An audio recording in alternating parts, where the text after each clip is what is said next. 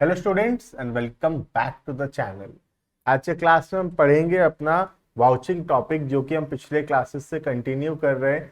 आज हम कुछ और नया टॉपिक सीखेंगे, जिसके अंदर हम देखेंगे कि और कौन कौन से टाइप ऑफ वाउचिंग जो है हम लोग कर सकते हैं। ठीक है, सबसे पहला आज का टॉपिक है क्रेडिटर्स वाउचिंग, जिसके अंदर हम चेक करेंगे कि बुक्स ऑफ अकाउंट्स में जो क्रेडिटर लेजर है वो क्रेडिटर लेजर ठीक से है या नहीं, उसमें सही से एंट्रीज रिकॉर्ड हुए हैं कि नहीं, ऑथराइजेशन था या नहीं जो रिकॉर्ड किया है, क्रेडिटर को जो पैसा दिए वो रिकॉर्ड हुआ या नहीं, डिस्काउंट, क्रेडिटर से सामान खरीदे, ये सब कुछ ठीक से रिकॉर्ड हुआ है या फिर नहीं। तो कोई भी ऑडिटर जब क्रेडिटर्स लेजर का वाउचिंग करेगा तो ये सब चीज उसको ध्यान रखना जरूरी है। ठीक है, स्टार्ट करते हैं। Creditor ledger is maintain in order to keep accounts of all such person from whom goods are bought on credit. तो क्रेडिटर पता है हमको, जैसे कि वो व्यक्ति जिससे हम गुड्स खरीदे हैं on credit. The following point needs to be kept in mind when vouching the creditors laser.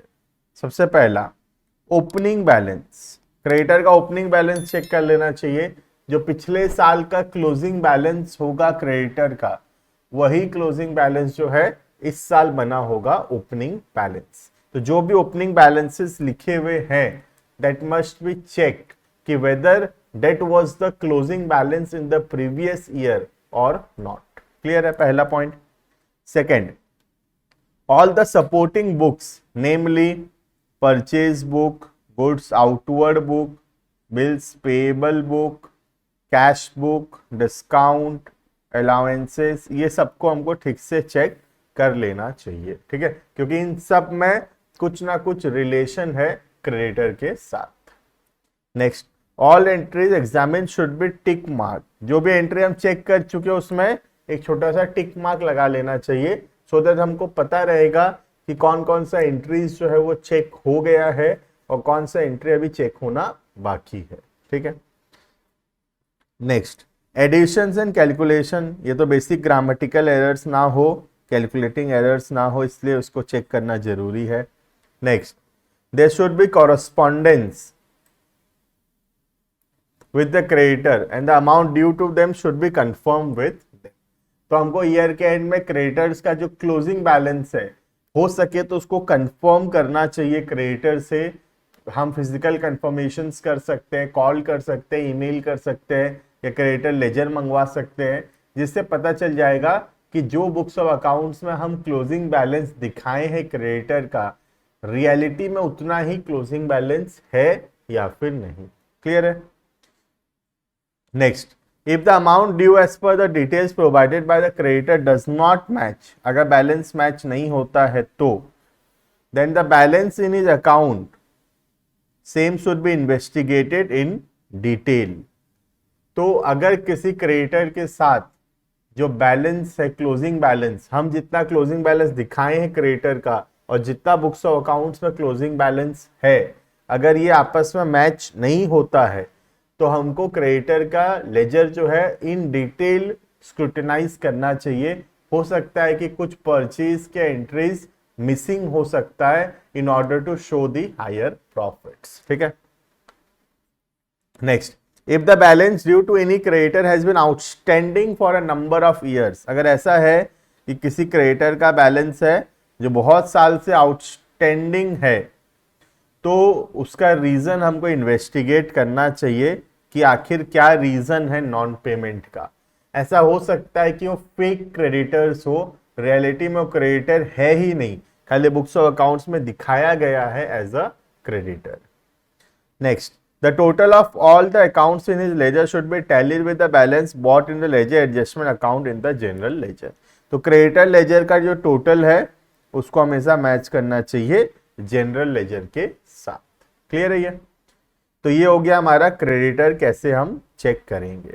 Similarly same topic है, डेटर्स कैसे चेक करेंगे। ऑलमोस्ट कॉन्सेप्चुअली सेम चीज है, जैसे ही क्रेडिटर्स चेक होता है ऑलमोस्ट वैसे ही डेटर्स भी चेक होगा। ठीक है, देखना, the sales ledger contains the personal account of debtor who have been sold goods on credit.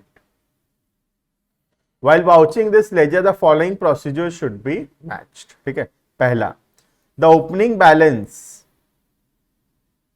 of various accounts should be tallied with the closing balance as shown in the previous year. ये तो हम पहले भी देखे कि जो इस साल का ओपनिंग बैलेंस है वो हमको चेक करना चाहिए कि क्या वही पिछले साल जो था क्लोजिंग बैलेंस था या फिर नहीं. ठीक है, नेक्स्ट, सबका टोटलिंग और बैलेंस हमको मैच करना चाहिए हमें हमेशा. Third, in this ledger entries originating in other subsidiary ledgers are also posted. Hence the entries posted from sales return से रिलेशन है इसका, कैश बुक से रिलेशन है, बिल रिसीवेबल, जर्नल, तो ये सब सब्सिडियरी बुक को भी ठीक से चेक कर लेना चाहिए क्योंकि इन सब से रिलेशन है डेटर का. डेटर में जो एंट्रीज आई है ये सब सब्सिडियरी बुक से ही कहीं ना कहीं आया है, तो ये सब सब्सिडियरी बुक को भी हमको ठीक से चेक करना चाहिए. ठीक है, next, all the accounts in the ledger should be examine in detail and then marked appropriately. सबको डिटेल में चेक करना पड़ेगा और जो भी हम चेक कर चुके हैं उसको एक छोटा सा टिक मार्क या कुछ साइन लगा देंगे जिससे पता रहेगा कि कौन कौन सा चीज चेक हो चुका है और क्या क्या चीज चेक होना बाकी है. ठीक है, next, no entry is even made directly in the sales ledger and hence should be checked whether any entry is made directly into the sales ledger. तो कोई भी एंट्री कभी भी सेल्स लेजर में डायरेक्टली नहीं होता है और अगर कोई एंट्री किया गया है तो वो हमको जरूर से चेक करना चाहिए. ठीक है, the list of debtor, debtor का लिस्ट से मैच करना चाहिए कि उसका कितना बैलेंस आउटस्टैंडिंग है. ठीक है, next, the total of balance of all debtors in the sales ledger should be tallied with the sold ledger adjustment account in the general ledger. तो ये तो अकाउंट्स का बात हो गया, जो सेल्स लेजर है उसको हमको मैच करना चाहिए जनरल लेजर के साथ. ठीक है, next, the sales ledger should be examined with reference to details send in by the debtor and the truthfulness of the transaction should be established. कई बार हम डेटर से कंफर्मेशन मांग सकते हैं जिससे ये बात श्योर हो जाएगा कि डेटर से कितना पैसा अभी ड्यू है, मतलब कितना पैसा हमको देना है. कई बार ऐसा होता है कि हम दिखा रखे हैं 10,000 रुपया देना है लेकिन रियलिटी में हमको 20,000 या 25,000 रुपया देना है, या कई बार हो सकता है कि हम कम दिखा रखे, कई बार ज्यादा दिखा रखे, तो ये सिर्फ चेक करना जरूरी है. Next, the certificate of responsible officer should be obtain with regard to bad debts. हमको बैड डेट्स और पीबीडीडी को ध्यान से चेक करना चाहिए और वो सब प्रॉपरली ऑथराइज था या नहीं वो भी चेक करना चाहिए. बैड डेट्स का मतलब जो पैसा डूब गया, डेटर जो पैसा नहीं दिया, हम क्या लीगल एक्शंस लिए, क्यों पैसा डूब गया, हम फॉलोअप किए या नहीं किए, हम चाहे तो डेटर से बात भी कर सकते हैं.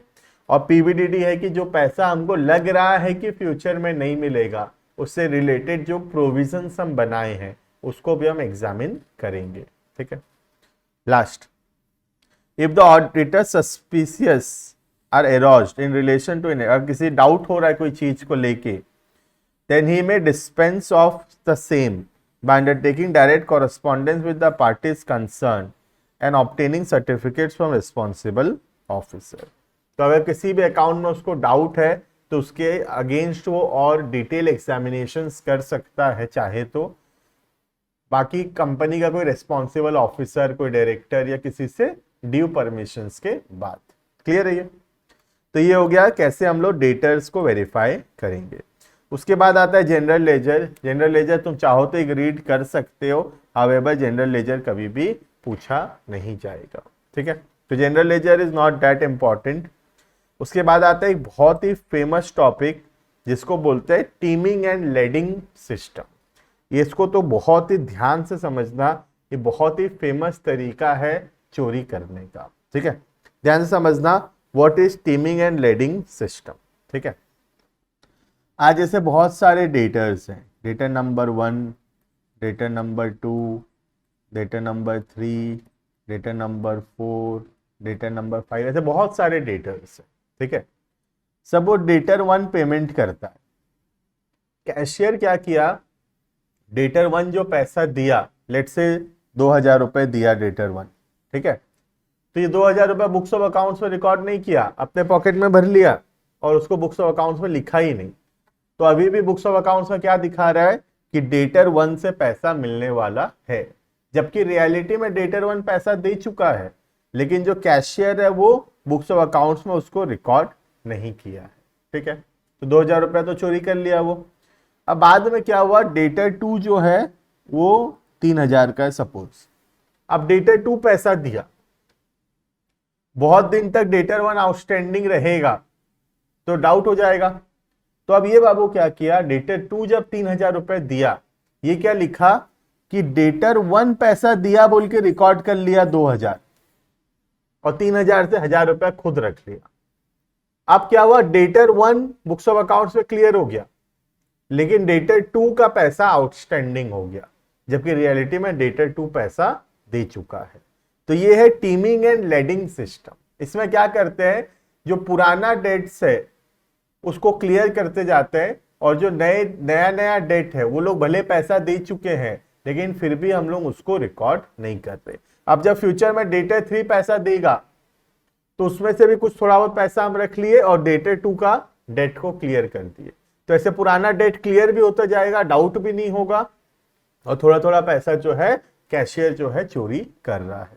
एक पॉइंट ऑफ टाइम आएगा जब उसका जो भांडा है फूटने वाला होगा, तब वो क्या करेगा, काम छोड़ देगा, या काम भाग जाएगा, या फोन नहीं उठाएगा, या अचानक से जॉब छोड़ देगा। तो उससे क्या होगा, कुछ डेटर्स जो लास्ट में पैसा दिए होंगे वो पैसा तो दे चुके हैं लेकिन बुक्स ऑफ अकाउंट्स में रिकॉर्ड नहीं होगा कि वो लोग पैसा दिए बोल के। ये बहुत ही फेमस फ्रॉड है, बोलते हैं इसको टीमिंग एंड लेडिंग सिस्टम। ठीक है, देखना। By the words steaming and leading, we imply that short-term misappropriation of funds by delaying the record of receipts. ठीक है, रिकॉर्ड कर रहा है लेकिन बाद में रिकॉर्ड कर रहा है, थोड़ा पैसा बीच बीच में चोरी कर ले रहा है, कुछ कुछ जो पैसा आ रहा है तो पुराना डेट्स को क्लियर करता जा रहा है। This is a kind of short-term embezzlement of funds.